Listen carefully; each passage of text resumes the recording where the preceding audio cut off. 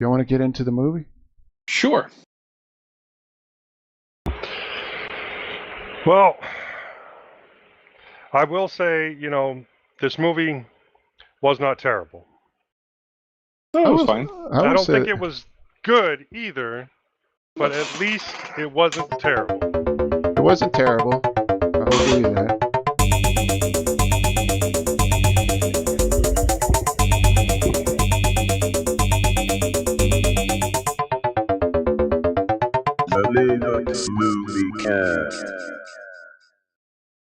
Okay, the movie we're talking about tonight, from 2022, called Kimi, directed by Steven Soderbergh. Did y'all notice in the beginning it was an HBO production? Yes. Yeah. I saw that was interesting. So was it never at theaters then? No. Okay, so it just made for HBO streaming, I guess, or Max or whatever it's called now. Mm-hmm. So Zoe Kravitz is the protagonist. She's really cute, I think. You guys think she's cute? I think she is. I think it would be very cute. hard to date somebody like that, but very cute. Somebody that won't leave the house? Yeah, somebody with a few issues. Quirky. Where are you gonna go? Who wants to go out? So, the name of the movie is Kimi, and Kimi is basically Alexa. What Alexa is, started by this startup company that does the same thing. It's like a little... Joe, you're feeding back again.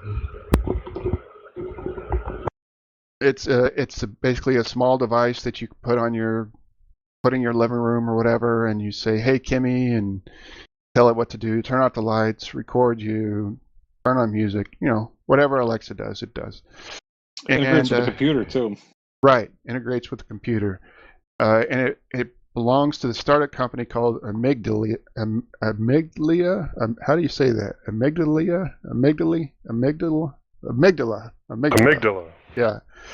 And the difference, they say, is that they have actual human beings that monitor, not exactly monitor, but any time that Kimi doesn't get something right as far as understanding your voice, an engineer will get a log of that response and adjust the code so that Kimi works properly next time you address it, which is what our protagonist does. She's a programmer that works for Amygdala, and she gets these streams coming in, and she goes through each stream just like you would do on GitHub, where you are fixing bugs and adjust the code so that Kimi can understand it the next time. And so she happens to get a stream of a woman yelling and basically being hurt by somebody because Kimi happens to be recording this, and she falls into a big conspiracy involving the company too. I don't want to give away too much because I think this movie is kind of decent, so I don't want to spoil it, but it's a conspiracy that involves the company she works for. So her whole mission is to try and find out what was going on when Kimi recorded this and somehow get to the authorities. But the problem is she has an extreme fear of leaving the house. They mentioned at one time she was attacked, and maybe that has something to do with it. And also she mentions COVID quite a bit, and so that probably has something to do with it. She's always putting Purell on her hands, and she's kind of has a relationship with the guy that lives across the street, but she won't even go outside to meet him. He has to come to her house. And anyway, all this stuff is preventing her from interacting with the outside world. And so the kind of last half of the movie is her actually leaving the house and trying to resolve the whole mystery of the stream and what happened and things like that. And honestly, it's pretty slow up until the last quarter or third of the movie when she leaves until she leaves the house. There's kind of some interesting tech going on though, as far as like how she analyzes the streams and eventually pulls out analog equipment to change the frequencies and the bandpass filter and all this other stuff. And I think it's in the back of my mind too, because she has to gain access to the device where she got the stream from, so she can figure out who this happened to. In the back of my mind, I'm thinking, I'm sure Amazon engineers can do the same thing with your Alexa device if they wanted to. And I wonder if this movie is kind of like pointing that out to you, that you don't really have any privacy if you have this type of device in your living area, because at any time people could just listen or anything, to what you're saying and find out who you are and things like that. I don't know how all that works, because I don't have a Amazon Alexa, but I mean Google, Hey Google and Siri, I'm sure kind of the same concept as well. So. And Cortana? Cortana, yeah. Any of the voice assistants that you don't control would probably have that same kind of access. But it's basically kind of just a thriller, a tech-inspired thriller, and conspiracy and things like that. It actually reminds me of kind of two Gene Hackman movies that were combined. One is called Head of State with Will Smith.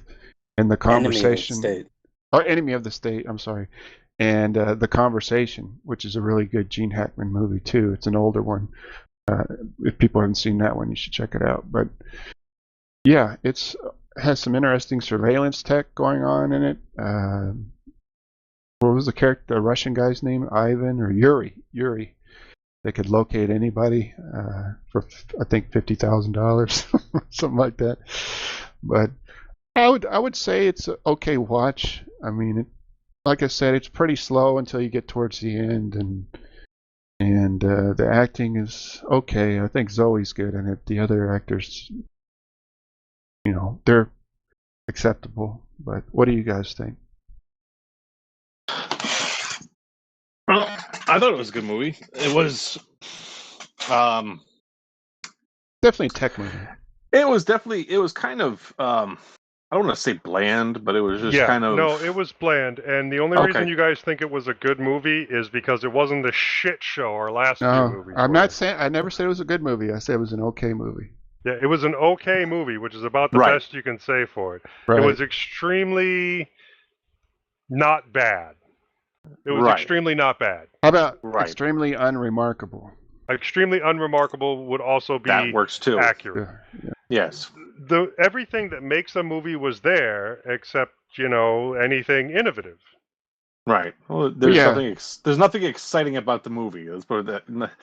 The the most exciting part was when there was this whole background thing about what they were kicking homeless people out of. I don't understand how that even played into it. Yeah, that didn't play into anything besides the fact that there was a protest in one area, and the protesters help her not get kidnapped in the car. Yeah, that didn't play into it at all. Yeah, I mean, I honestly don't understand why the guy across the street got all hung up on the fact that she doesn't want to go out to dinner. Just fucking stay home and cook something. It said she never wanted to leave the house. Yeah, like she wouldn't even meet him. Most guys wouldn't complain about a girl that just calls them over and most guys, wouldn't complain about a girl that just calls them over to bang the gong and then says, "Go home, I don't want you here." But I think this guy actually wanted a relationship with her. Yeah, and that was the point. Relationship, but you don't have to go out. I like to go cook out. Dinner at the house. He specifically said that he was trying to, actually have a relationship with a person and do things and Yeah, blah, like blah, a normal blah, couple. blah, blah. Do the adult thing. I don't know, don't freak out about it. Maybe you can ease her into something. But just to constantly push it, I think it's just a dick move on his part. Look, this movie even had gratuitous nudity, and I'm still saying meh.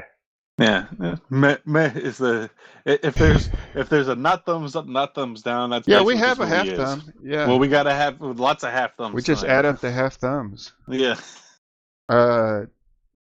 She even got mad at him for like not buzzing before he came to the door. Like even though he said he was going to be right there. That's less the agoraphobia. That's more of like an OCD thing. Yeah, and she's always cleaning her hands, taking pills, and everything. All her teeth. She brushes her teeth constantly. But after sex, she had to wash the sheets directly afterwards. She showers before she might go outside. Right. She showers after everything, doesn't she? Pretty much. Yeah. She sneezed hard, so she went and took a shower. Yeah, I give it a half a thumb. What about you? Mortensen said thumbs up. Yeah, I'll give it a thumbs up. I'm serious. I think the only reason we think this movie was even halfway decent is because it's not the crap show everything else has been. No, I think you have a point. I agree. All I watch is violence and horror and action and a slow burn with a good storyline that did character development. You knew why she was doing everything. They introduced everything organically. It didn't seem like it was forced down your throat that she had been assaulted, that it caused problems, that she was doing well until COVID, and now it all made sense. And I think the playing into the technology that's aggregating your data and you're not can't be singled out being completely untrue being pointed out was enjoyable. Like it was nice to hear that said. Cathartic, yeah, for sure. I will say one thing that they did kind of force in this, which made me stop down a little bit, was connecting the random scream that she heard back to the company itself. For that to be so coincidental that one bad audio she heard that makes her worried for this person actually has to do with the company she's working for. So I wasn't even sure that it was the same company. I mean, you knew that Kimi was around and Kimi was doing shit, but then they were talking about that guy having a startup that was worth $100 million and it was going to be making him money a very short amount of time. And yeah, you can see in the very beginning, he's in his garage pretending like that's before they even get an office building. He's like pretending he's got a bookcase behind him. He's just sitting there with the top part of a suit and in his underwear and lying about all these people that work at his office and things like that. I liked that setup. I might have a similar setup when it comes time to do interviews. Yeah, I should do that. I need to put a bookcase behind me. But I give it a half a thumb. Mortensen gives it a full thumb. I give it a half. Yeah, that's 2 thumbs, 2.5 stars. All right. Like I said, it had all the stuff that made a movie. It just wasn't riveting. I probably could have shut it off and walked away and not felt bad about it. And still been able to figure out everything else that happened throughout the rest of the movie. And yeah, at the end, she did have her little redemption. Of course. She did. So I think that enabled her. Then she could probably leave the house or whatever. That's what they showed. Her outside at the that's right. hot dog They were at the truck, right? The food truck. Right, the egg truck. She had pink hair instead of blue hair this time. Right.